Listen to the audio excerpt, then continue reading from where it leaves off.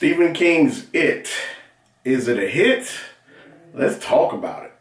You're now rocking with Rakama. Let's go.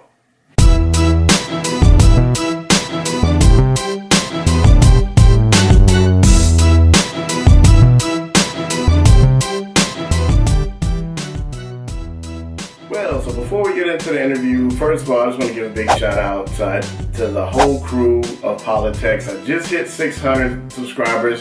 Thanks to all the subscribers as well. I appreciate you guys sticking and watching the content, helping the channel grow. And I do have a giveaway coming up for when I hit 1,000 subscribers. So I should be posting a separate video for that, or I might actually tag it onto my HTC U11 review when I'm done with that. But stay tuned for that. I will be giving away my Moto Z Play from last year. Still in working condition, just a few hairline scratches on the back, but everything is good with it. So I will be doing a giveaway for that. But I just want to give a quick shout out to all the poli-techs, man. Just messing with y'all, man. It's motivating to me. It's inspiring.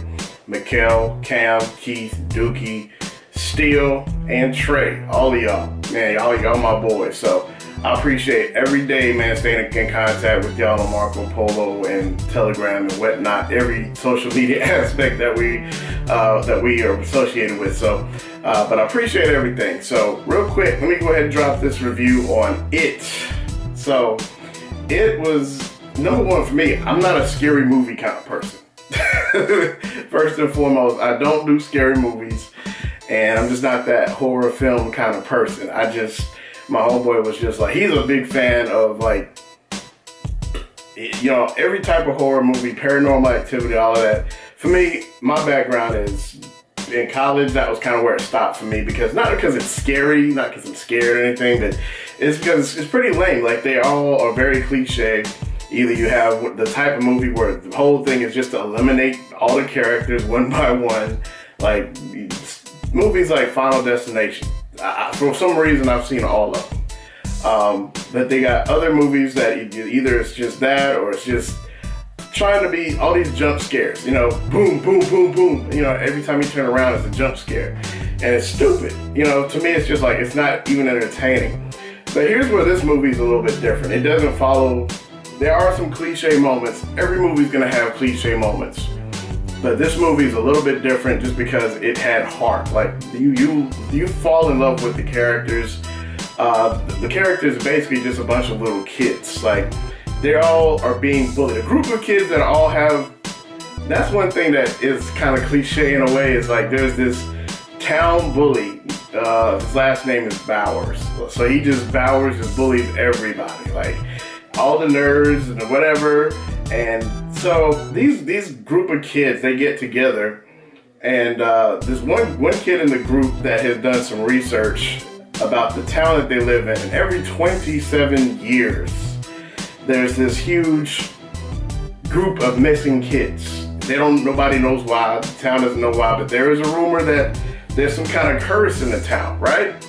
And so with this curse, this one kid that was like the chubby kid in the group, you know, he's the nerd chubby kid. He's like got papers in his house, got posters and everything in his room.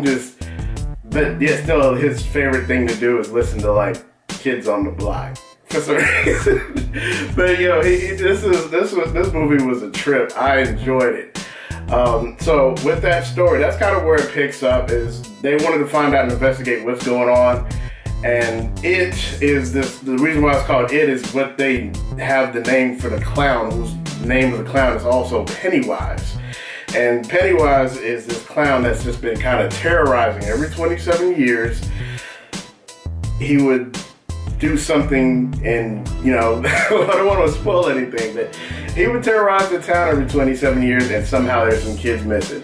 So these kids want to investigate and find out what's going on with that, and face the clown for themselves. So ultimately, it's very interesting. I really don't want to get into specifics, but even the clown himself is, I would say, I'm not scared of clowns, but I can see why some people may have a phobia of clowns and things like that. But Pennywise, he has red hair, he has like a scar like right underneath his eyes. I think like right over his eyes. He's got like 2 red scars, and he looks crazy. Like, wow.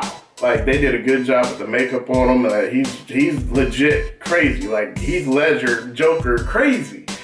And, but yeah, I thought the movie it really took a blend of a lot of elements, and they put them into one, and they really worked really well. Like, certain elements and things that I didn't want to see, that I'm glad that they kept out, but they kind of put a hint in there about that. There are certain elements that they put in this movie that worked really well.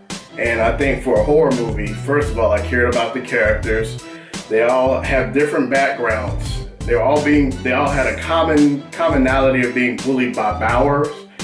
And ultimately, it's crazy how all of it tied together. And at the end of the movie, I'm just like, wow. Because for me, I've never seen any of Stephen King's, I never read any of his books, never saw any of his movies, other than like The Dark Tower, I think. I might have seen a couple other movies by Stephen King, but as far as I'm concerned, like, I can see the commonality between Dark Tower and it as far as how he writes, his writing style, because not a lot is explained about Pennywise, and you still may have some questions after the movie, but ultimately, I think the movie was worth seeing in the movie. I mean, it's worth seeing in the theaters. The movie has done, I think, box office numbers at 117 million on opening weekend. That's looking really good. Those are really strong numbers. So ultimately, I enjoyed it. I mean, they had a whole lot. I was kind of discerning, is this a horror movie or a comedy? Because the jokes landed like little kids with adult humor, and it was a great time. So ultimately, I think you'll enjoy it just because Stephen King fans were obviously enjoyed this movie because the theaters was packed. Me and my homeboy barely got a seat when we got in there. So check this movie out. This is really interesting. I'm not even a horror fan, but I'm on track to see the next movie when it comes out because they've already confirmed another movie. But the question that you probably do have is, where does this fit in the timeline? Because if you saw the original It back in 1990, which is exactly 27 years ago. And the funny thing is, also fun fact, not the main character, but the person who played as the clown, but he is actually exactly 27 years as of August last month. So it's crazy. They had this thing set exactly 27 years, and the events in the movie are supposed to be 27 years apart. So really interesting. So I'm on track to see the next one. And like I said, I don't even like horror movies, but I would definitely recommend you check this out in the theaters. Go see this. Solid 2 thumbs up. All right, I'm out. Peace.